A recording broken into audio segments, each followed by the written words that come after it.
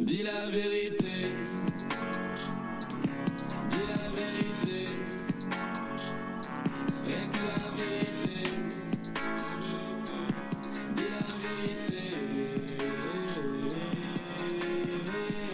Donc, comme je l'ai dit, on va parler transport et déplacement. On remarque beaucoup plus de vélos dans les rues depuis quelques semaines. Faut-il s'attendre à une forte hausse du trafic cyclable dans les grandes villes en 2020? Oui, en tout cas, c'est déjà le cas et ça risque même de durer.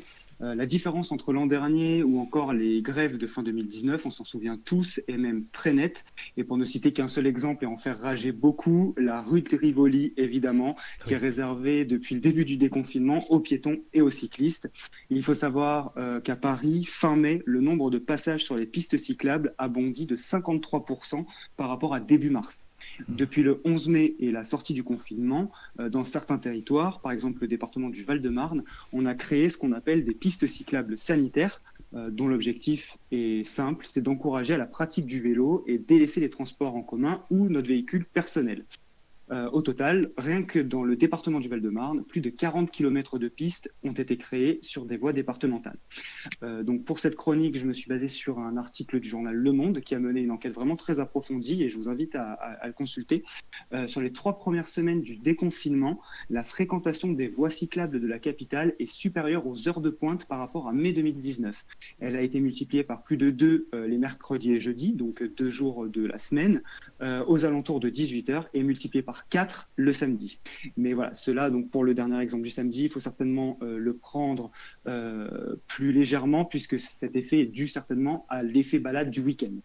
En moyenne, par rapport à 2019, la fréquentation a été multipliée par 2,5 dans les zones périurbaines et par 3 dans les territoires ruraux, ça d'après l'association Vélo et Territoire. En tout cas, ce qu'on peut dire, c'est que pour la période actuelle, la période actuelle a été plus efficace que les grèves de 2019, car elle a davantage motivé l'usage du vélo. On constate beaucoup plus de cyclistes sur une même période après la crise sanitaire qu'après les mouvements sociaux de l'an dernier. Mais ce constat est également à nuancer, car il faut prendre en compte la hausse habituelle du trafic du vélo chaque année au retour du printemps. Et pour votre information, c'était en janvier dernier, 33 associations du collectif Vélo Île-de-France avaient déjà interpellé des élus franciliens pour la mise en place d'un RER vélo, si vous ne le savez pas. En fait, l'idée, c'est de créer 9 super pistes cyclables qui relieraient les grandes villes et les pôles d'activité franciliens pour encourager le recours à la bicyclette.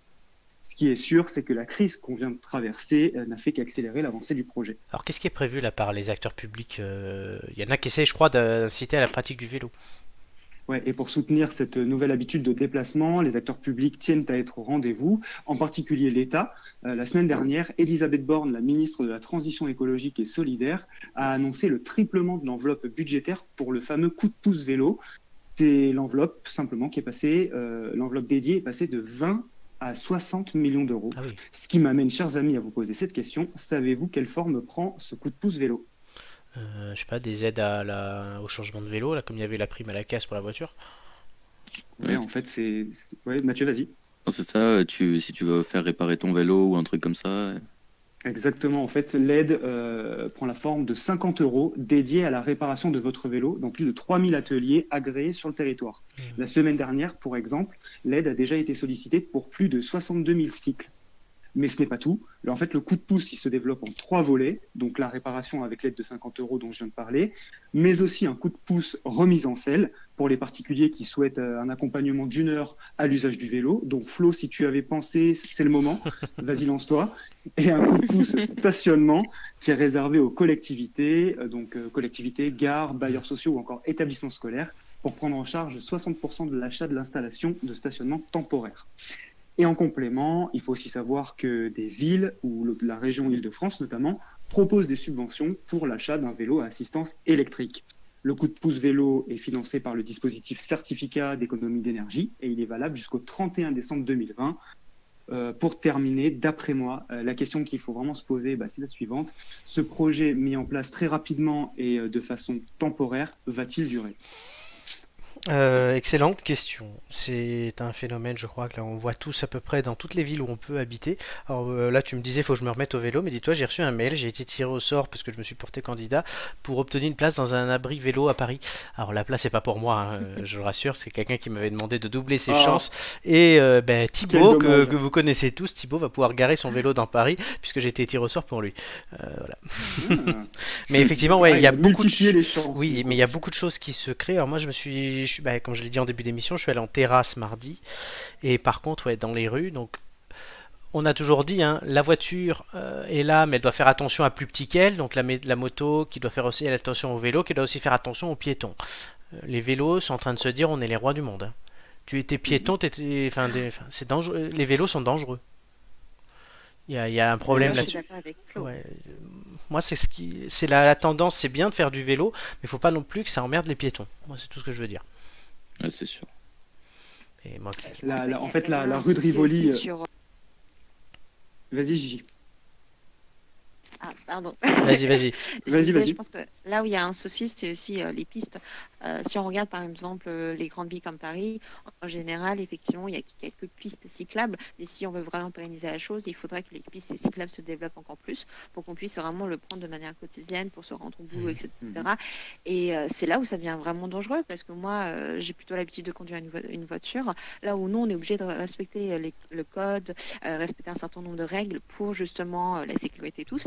Bah, les vélos ne le respectent absolument pas. Exactement. Donc, ça devient dangereux de devoir à la fois avoir un œil sur les voitures qui conduisent mal, sur les scooters, sur les vélos. À un moment donné, bon, je pense que soit on a une seule règle et c'est valable pour tout le monde, soit il y a des exceptions, mais il faut qu'au moins on le sache. Sans parler après des trottinettes. Mathieu, un mot pour conclure.